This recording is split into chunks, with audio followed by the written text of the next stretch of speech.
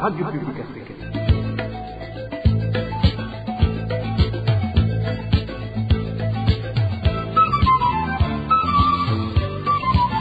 Radio Publique Africaine.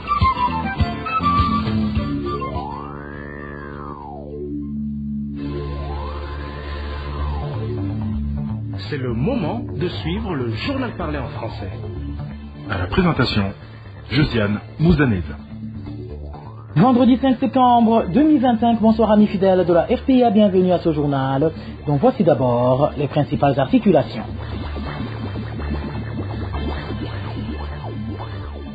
À 10 jours de la rentrée scolaire, les parents désespèrent de pouvoir envoyer leurs enfants à l'école à cause de la cherté du matériel scolaire, spécialement les cahiers.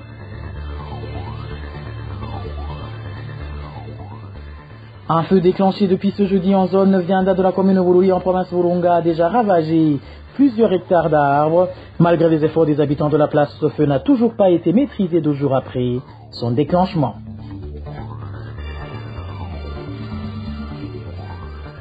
Le tribunal militaire devrait se saisir du cas d'un militaire qui a ôté la vie à une femme de la commune Bukinanyana juste pour lui spolier les bidons d'essence qu'elle ramenait de la République démocratique du Congo. C'est du moins la réaction du Force qui préconise un dialogue entre Gitega et Kinshasa afin de recadrer ce commerce transfrontalier illicite. Voilà pour les grandes articulations. Bien le bonsoir chez vous mesdames et messieurs. Tout de suite le développement de ces titres.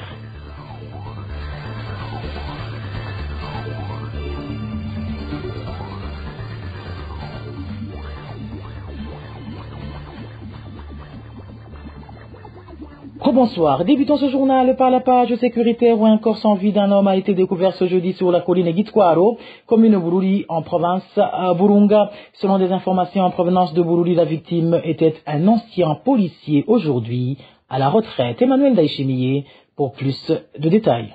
Cet homme, identifié comme Manirakiza Athanase, a été retrouvé mort ce jeudi sur la colline Gitwaro. Le corps de cet individu, qui était un retraité de la police, a été découvert dans un champ de Tripsakum sur la colline Gitwaro, où il résidait et situé dans la zone Bignuro de la commune Bururi, province de Burunga. Selon des informations en provenance de Bururi, la dernière fois qu'on l'avait vu remonte à 2 jours plus tôt, alors qu'il revenait de retirer de l'argent à la poste de Gweza. Nos sources indiquent que ceux qui ont découvert le corps affirment que le défunt aurait été étranglé par des individus qui l'attendaient en embuscade afin de lui voler son argent. Manirakiza Athanase vivait seul et, d'après son entourage, il était connu comme un homme sans querelle. Toujours d'après des sources proches de l'administration, la police et un médecin se sont rendus sur les lieux pour examiner la cause du décès. Les habitants qui connaissaient Manirakiza Athanase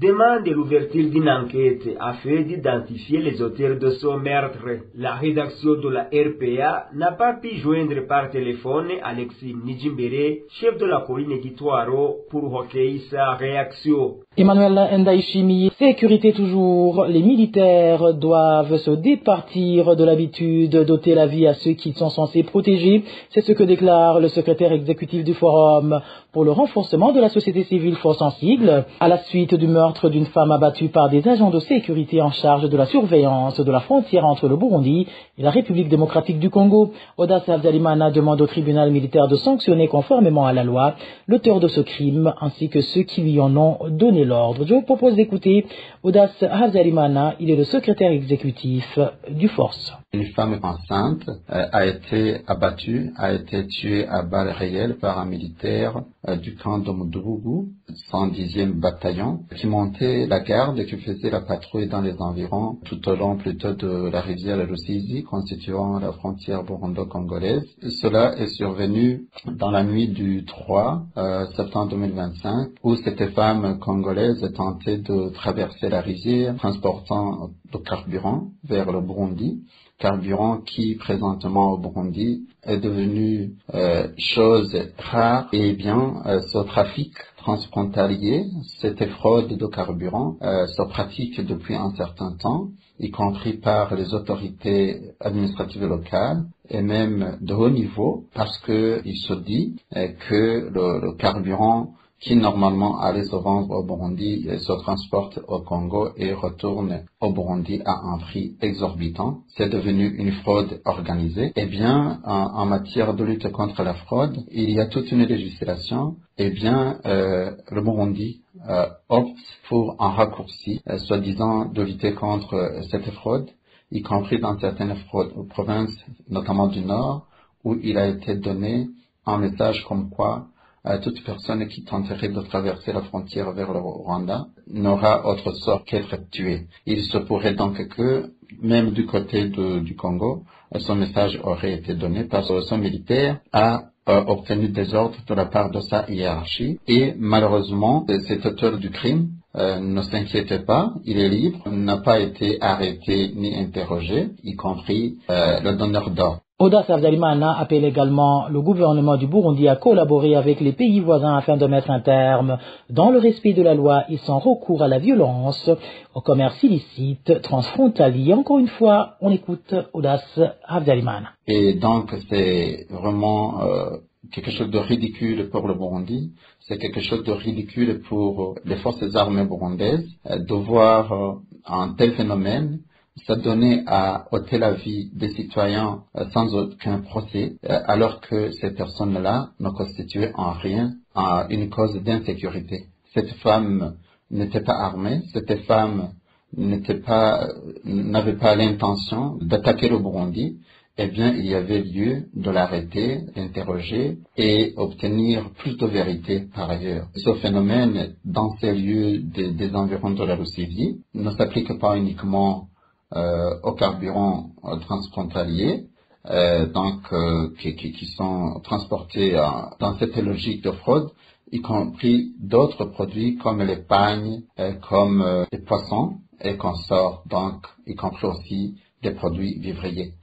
C'est vraiment regrettable quand les phénomènes se produisent et produits par des militaires qui étaient censés sécuriser la population, sécuriser les frontières, sécuriser l'intégrité territoriale.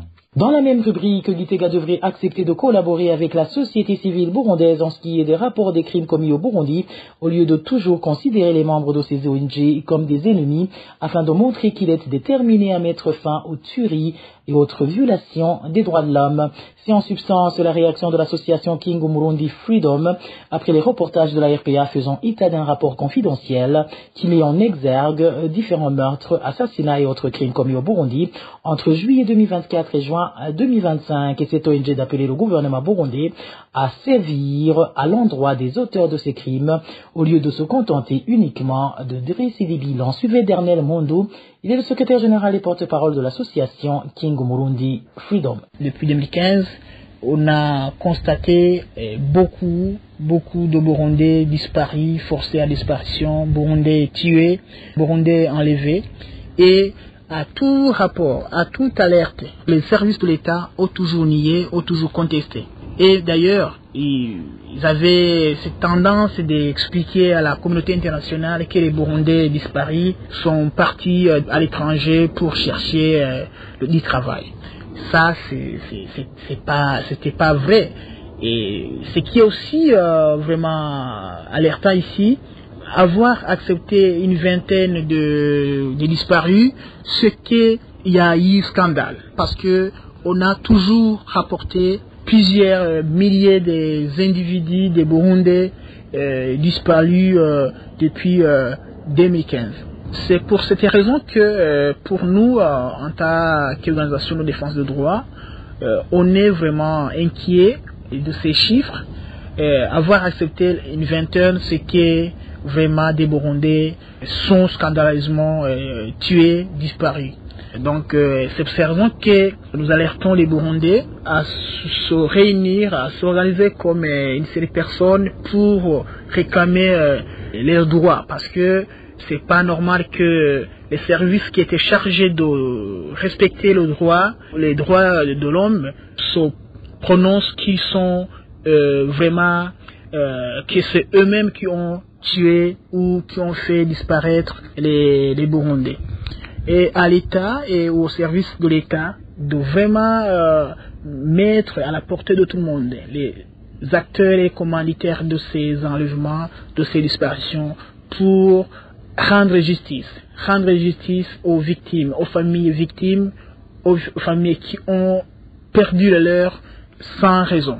C'est pour cette raison que si l'État n'acceptait pas de mettre à la portée de tout le monde les commanditaires, les acteurs de ces crimes, les Burundais resteront toujours en train de réclamer droit.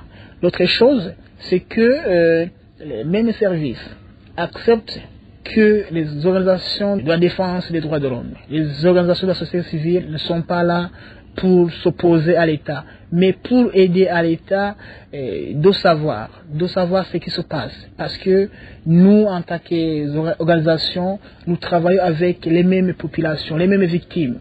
Et s'il y a des rapports qui sont produits par les organisations de la société civile, c'est qu'ils ont eu des témoins sur place. Parlons à présent éducation. Le 15 septembre 2025 est la date officielle du début de l'année scolaire 2025-2026. Les listes de l'orientation dans les écoles post-fondamentales pour les élèves qui ont réussi le concours national de la 9e année seront affichées depuis ce vendredi en mairie de Bujumbura, et pour ceux qui se trouvent dans les provinces de l'intérieur du pays, les listes seront disponibles ce samedi. Déclaration du ministre de l'Éducation nationale et de la Recherche scientifique lors de la conférence de presse de ce jeudi 4 septembre à Muyinga. Le ministre François Habyarimana a également fait savoir que de nouveaux lycées à régime d'internat sont ouverts cette année, respectivement à Nyabihanga et à Rumongi. Suivez-le. Iyo abanyeshure batoye concours national bazoja kwiga hazoba hamenyekanye. Les écoles où sont affectés les élèves ayant réussi le concours national seront affichées en mairie de Bujumbura depuis ce vendredi, et dans les provinces de l'intérieur du pays, les listes leur parviendront ce vendredi et seront affichées samedi. Nous vous annonçons alors que les élèves et les enseignants doivent se préparer pour la rentrée scolaire 2025-2026 qui débutera officiellement le 15 septembre 2025. Nous voulons aussi vous annoncer que durant cette année scolaire 2025-2026, nous avons ouvert de nouvelles écoles à régime d'internat. La première s'appelle le lycée technique Melchior Ndadaye de Nyabihanga et la deuxième, c'est le lycée Al Maktoum de Rumonge. Ces deux lycées vont commencer à accueillir des élèves depuis le début de l'année scolaire 2025-2026. Nous souhaitons alors aux élèves ainsi qu'aux éducateurs une belle rentrée scolaire 2025-2026. Umwaka w'ishure mwiza w'ibihumbi 2025 ushira ibihumbi 2026. En parlant justement de rentrée scolaire, les prix des matériels scolaires ont fortement augmenté sur différents marchés du pays. Là où la RPA a pu se rendre, il ressort que par rapport au prix de l'année passée, une hausse de 1000 à 1500 francs a été appliquée. Les parents que nous avons rencontrés estiment de manière générale qu'il leur sera difficile d'envoyer leurs enfants à l'école. Le point avec Elvis Neomongele. Au grand marché d'Ongozi, des types de cahiers sont vendus, à savoir c'est avec du papier très blanc et c'est avec du papier de couleur kaki. Les prix de ces cahiers ont augmenté par rapport à l'année dernière. Un cahier de 100 feuilles blanches coûte 3000 francs alors qu'il se vendait 2500 francs l'année passée. Le cahier de 100 feuilles kaki se vend à 2500 francs contre 2000 ou 2200 francs l'an dernier. Pour les autres cahiers de 60, 48 et 24 feuilles, les prix ont augmenté de 200 à 500 francs par rapport à ceux de l'année précédente. Ces mêmes tarifs s'observent également dans la ville de Kayanza. Dans certaines localités de l'ancienne province de Bubanza, la RPA a constaté que le prix d'un cahier de 100 feuilles varie habituellement entre 2000 et 3500 francs. Dans la province de Burunga, un cahier de 100 feuilles qualifié de première qualité coûte 4500 francs, tandis que le cahier qualifié de seconde qualité est vendu 3000 francs. Là encore, par rapport à l'année dernière, une hausse de 1000 et 1500 francs a été enregistrée. Les cahiers ne sont pas les seuls articles scolaires à avoir augmenté. Les uniformes scolaires ont également connu une flambée de prix. Un uniforme composé d'un pantalon et d'une chemise ou d'une jupe ou d'une chemise coûte aujourd'hui à partir de 30 000 francs alors qu'il valait environ 20 000 francs l'année passée. Ces parents rencontrés par la RPA n'ont pas caché leur inquiétude face à cette hausse des prix des matériels scolaires et expliqua qu'il leur est de plus en plus difficile d'acheter ces articles en raison de la pauvreté dans laquelle ils vivent. Du côté des commerçants, ceux dont nous avons interrogé affirment que la hausse des prix des fournitures scolaires est liée aux difficultés qu'ils rencontrent pour s'approvisionner, ce qui leur coûte désormais très cher. Il précise que les principales raisons sont le manque de devises étrangères et la pénurie de carburant qui ne cesse de s'aggraver. Merci à toi Elvis Nyomongeli. En page société, les travaux en cours au sein du département de l'électricité de la Régie des eaux sont à l'origine des perturbations dans la distribution du courant. Cela affecte également le fonctionnement des pompes à eau, ce qui entraîne une pénurie d'eau. C'est du moins ce qu'a indiqué la porte-parole de la Régie des eaux, alors que dans plusieurs quartiers de Bujumbura, la population se plaint du manque d'eau potable. Selon Maryse Nzobolima, la Régie des eaux met tout en œuvre pour achever rapidement les travaux en cours dans le secteur de l'électricité. Et une fois ces travaux terminés, les pompes pourront fonctionner normalement et l'approvisionnement en eau sera suffisant. Il a également précisé que les projets d'extension du réseau de distribution d'eau en provenance des zones montagneuses sont déjà à un stade avancé. Toutefois, la porte-parole de la Régie des eaux a reconnu qu'il était difficile de déterminer avec exactitude la date de la fin de ces travaux. Ce jeudi, les habitants des quartiers Djabé 2 et Gatunguru, dans la province de Bujumbura, ont déclaré qu'ils sont privés d'eau potable depuis plusieurs jours. Une courte pause et nous parlons gouvernance.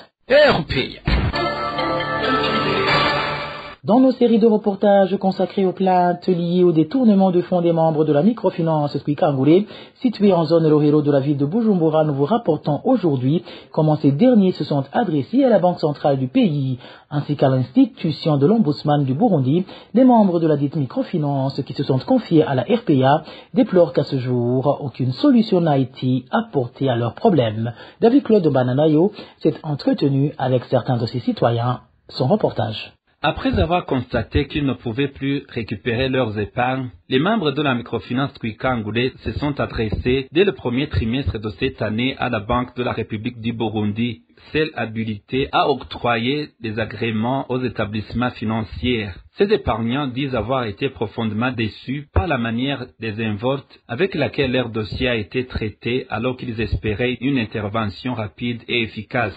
Ils ont également saisi l'ombudsman du Burundi, Madame Laurentine Kanyana, mais là encore, leurs doléances sont restées sans suite. Après avoir constaté cela, nous sommes rendus auprès de la Banque de la République du Burundi, BRB, pour porter plainte. Malheureusement, même la BRB ne nous a rien aidé. C'est ainsi que nous avons décidé de présenter ce problème à l'ombudsman burundais pour voir s'il peut nous aider. Mais lui aussi n'a rien fait. Depuis le mois d'avril, certains affirment avoir attendu plusieurs semaines pour ne recevoir qu'une modeste somme de 50 000 ou 100 000 francs burundais, alors que leurs créances dépassaient parfois 5 millions. Face au silence des autorités, ces citoyens ont pris la décision de porter plainte contre Gervais Nirameba, le directeur administratif de la microfinance Twikangule. Or, selon les témoignages concordants, d'autres irrégularités se sont produites en pleine procédure judiciaire. Un groupe mis en place par Gervais Nirameba a contacté les plaignants pour les proposer des remboursements partiels. Ainsi, un épargnant réclamant 20 millions se voyait remettre 15 millions, tandis que les 5 millions restants étaient détournés par ce réseau. Toute personne exigeant l'intégralité de son argent était immédiatement renvoyé devant les instances judiciaires. La rédaction de la RPA a tenté sans succès de joindre l'actuel responsable de la microfinance, Nyagasani Marjolaine. Merci à toi David Claude Mbananayo. Je vous le disais en titre, plusieurs hectares de différentes sortes d'arbres ont été ravagés par un feu déclenché par des individus non identifiés depuis la nuit de ce jeudi sur la colline Gweza, zone Vyanda, commune Bururi de la province Burunga. Des sources locales indiquent que les habitants des environs ont tenté de maîtriser le feu, mais jusque dans l'après-midi de ce vendredi, ils n'avaient pas encore réussi à l'éteindre. Emmanuel Nyongeko nous en dit plus. Cet incendie est survenu dans la nuit de ce jeudi à quelques mètres de la rivière Nyamigezi qui sépare les collines de Gweza et Kagoma. Tout est situé en zone Vianda, commune Bururi, en province de Burunga. Notre source sur cette colline fait savoir que plusieurs hectares, composés par différentes sortes d'arbres, ont été déjà ravagés, y compris des pins qui avaient été plantés en 1981 par le projet de la Banque mondiale. Nous avons vu la colline Gweza prendre feu à partir de 19h. Nous sommes parvenus à protéger les ménages se trouvant sur cette colline. Même le matin, cette flambée était encore visible. Les dégâts sont constitués par des hectares et des hectares de cactus qui sont partis en fumée depuis la nuit jusqu'au matin. Les bâtiments de l'État composés par des pieds plantés par la Banque mondiale, des herbes pour les vaches appelées Busakomo ont été brûlés. Les habitants des environs ont essayé d'éteindre ce feu, mais jusque dans la mi-journée de ce vendredi, ils n'étaient pas encore parvenus à le maîtriser à cause du vent, ce qui pourrait alourdir le bilan des dégâts. À ce propos, la rédaction de la RPA n'a pas pu joindre ni Vianney de Shemezimana, le chef de la zone de Vianda, ni Godelier Venhakirutimana, administrateur de la commune de Bururi, pour recueillir les réactions. Et voilà, amis fidèles de la RPA, c'est par ici que prend fin le journal en français de ce vendredi 5 septembre 2025. Merci pour votre aimable écoute. Merci également aux équipes rédactionnelles et techniques pour leur franche et parfaite collaboration. À la présentation de ce journal, vous étiez avec Josiane Mouzaneza. Bon début de week-end à toutes et à tous. Au revoir.